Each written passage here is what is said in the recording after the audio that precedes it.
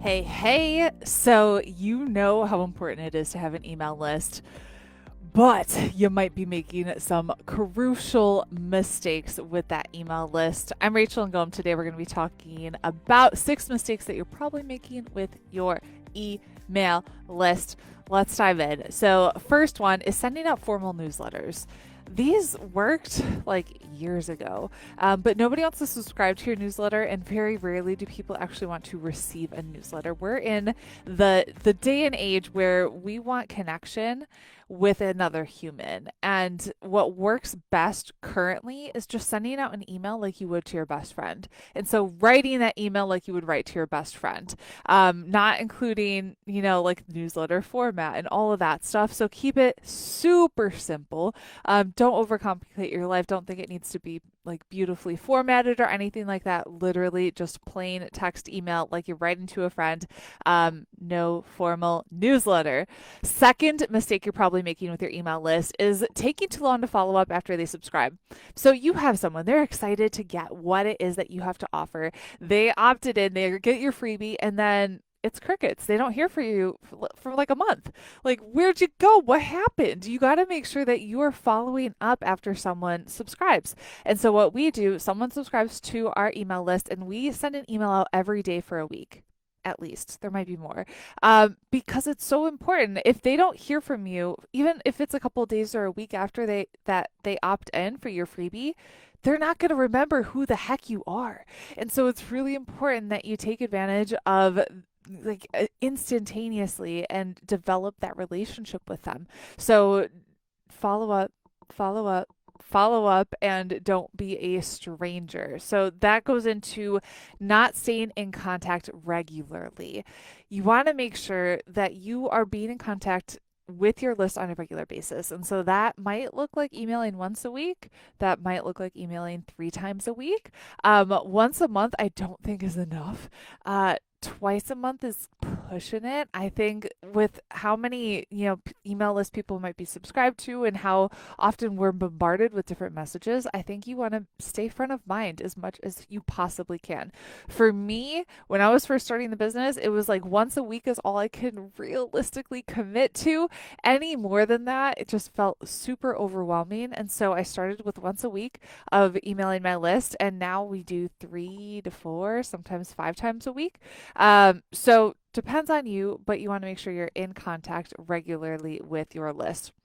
Next mistake you might be making is treating your email list like a booty call. And I stole this term from my friend Christina Gendali. She's like, don't treat it like a booty call when she was talking about our Facebook group, but it totally applies to an email list too.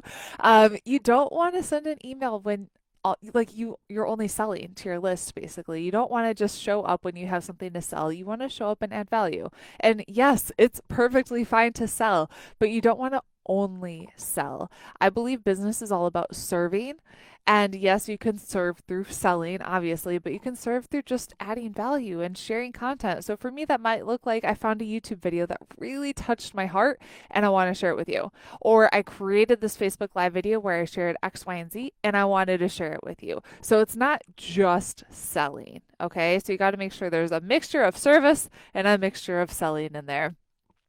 Next mistake you might be making is you're not cleaning your list regularly. And by cleaning your list, I mean you're actually deleting inactive subscribers, which, the first time when I saw how many inactive subscribers we had and we had to delete them, I wanted to cry. And I'm like, oh my gosh, I worked so hard to get them. But here's the thing, if you have a bunch of inactive subscribers, it's going to lower your open rate significantly. And so you want to make sure your list is engaged and you're keeping the people on there that are actually opening and reading your emails. So if you have someone that's never seen one of your emails, delete them. You pay per subscriber for most of the platforms. I know we do. We pay per subscriber. And so if you're paying for somebody that's never opening up your emails, it's just like you're wasting money. And so we use Active Campaign and we have it set up where it's in automation where if someone doesn't open our emails for Ooh, see, I did not create this automation. Ariana, our team did, so I can't even tell you. It's maybe like 2 months. If they don't open an email, then they go through a sequence where we clean our list and say, hey, do you want to hear from us? If not, they don't open it, then they get deleted. Clean your list regularly. I know it hurts. I feel your pain. I've been there. Okay. Next mistake you might be making is you're not spending enough time on the subject line. And so I learned this framework from Russell Brunson, who's brilliant, the founder of ClickFunnels: hook, story, offer with everything that you do in your business. So Facebook Live title, you have a hook. Podcast title, that's the hook. The email that you're sending, that's the hook. Within the email, you can have the story, and then if you have an offer or a specific call to action that you want them to take. But you should spend as much time or more time on the subject line that you do writing the email, because they're not going to actually read the email if they don't open up the email, and the subject line is what's going to get them to open up the email. You see what I'm saying? So you got to make sure that you have a really juicy subject line, and you can test that out in the Advanced Marketing Institute with their headline analyzer. Last mistake that you might be making is you're not taking advantage of the preview text.